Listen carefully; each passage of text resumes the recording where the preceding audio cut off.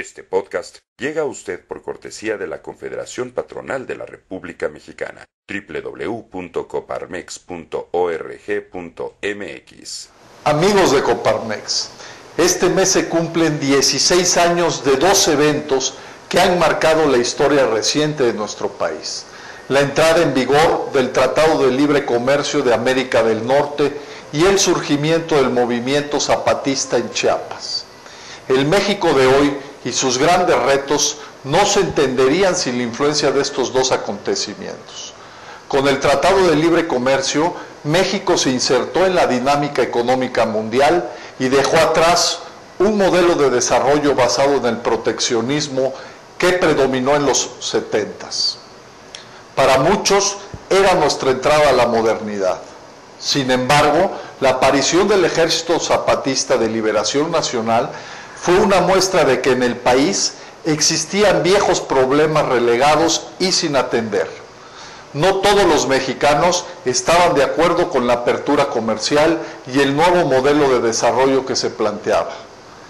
En el 2010, año del bicentenario de nuestra independencia, y luego de una crisis económica como no se había visto precisamente desde 1994, es momento de que los mexicanos replanteemos la visión del país que queremos. Necesitamos un modelo económico y político en el que todos tengamos cabida y para ello es indispensable retomar los retos que representan los dos grandes acontecimientos con los que inició 1994. Más allá de la polémica sobre el origen, los objetivos reales del EZLN y la expresión violenta con la que no estamos de acuerdo, este movimiento puso en la agenda nacional dos temas cruciales del México contemporáneo. Uno, la marginación y pobreza que padece una gran proporción de la sociedad, en particular la mayoría de los 10 millones de personas que conforman los pueblos indígenas. Dos, el hecho de que México sea un país plural, en donde convergen distintas culturas y concepciones sobre el desarrollo y la organización social. A 16 años del TLC y el levantamiento zapatista, todavía 50% de los mexicanos viven en la pobreza y casi 19 millones y medio en la pobreza extrema. La pobreza y la desigualdad siguen siendo la mayor deuda social a 100 años de la Revolución Mexicana. Se han dado varias reformas sobre los derechos políticos y culturales de las comunidades indígenas, pero sin el aval de muchos de sus representantes. En la actual discusión de la reforma del Estado, es conveniente que se retome este tema, de manera que se reconozcan plenamente estos derechos colectivos sin ir en contra de los principios constitucionales. Con respecto al TLC, debemos reconocer que ha traído beneficios muy importantes para México, Canadá y Estados Unidos.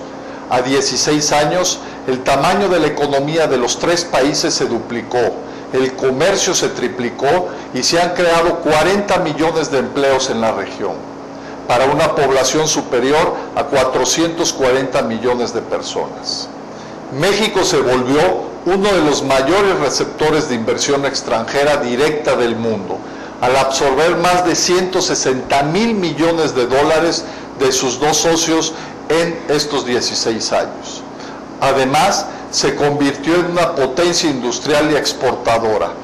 Desde la implementación del TLC, nuestra industria manufacturera creció más del 40% en términos reales y ha quintuplicado sus exportaciones. No todos los sectores económicos del país han obtenido estos resultados tan alentadores. En el ramo agropecuario, el tratado ha afectado a muchos campesinos productores de cultivos básicos. En cambio, las hortalizas mexicanas y la agroindustria han tenido un crecimiento exponencial. El gran pendiente de México frente al TLC y los demás acuerdos similares que tienen con otros países o bloques regionales es integrar a sus pequeñas y medianas empresas a la dinámica del comercio internacional, ya sea como exportadoras o como parte de la cadena de abastecimientos de estas. México necesita diversificar sus mercados de exportación y tener más exportadores. Más importante que buscar otros acuerdos comerciales, el país debe aprovechar las ventajas de los 34 que ya tenemos. Además, hay que tener cuidado de no favorecer con aperturas unilaterales a competidores que utilizan prácticas desleales o subsidios por los gobiernos de sus países. Para América del Norte, como bloque económico, es momento de llevar el TLC a una nueva fase. La implementación de todas las cláusulas se completó en el 2008 y el contexto mundial ha cambiado dramáticamente por la crisis, la fuerza de la economía china y el fortalecimiento de otros bloques más integrados y eficientes. El Tratado de Libre Comercio de Norteamérica entró a una etapa de estancamiento en su competitividad. Nuestra región está perdiendo las ventajas comparativas que creó hace 16 años. Es necesario fortalecer el acuerdo para pasar de la integración comercial a una integración productiva que contemple factores como clústeres regionales, infraestructura, regulaciones y prácticas económicas sustentables. Llevemos la integración a planos más profundos que permitan aprovechar a fondo las complementariedades de los tres países y enfrentar problemáticas tan delicadas como la migración ilegal y la seguridad. En México, el 2010 tiene que ser el año de los grandes acuerdos para romper los paradigmas que nos mantienen en la inercia. El país debe de ser precursor de nuevos esquemas de desarrollo económico y social. En el comercio exterior y en la reforma del Estado tenemos grandes áreas de oportunidades para esto. Vamos por los cambios que México requiere.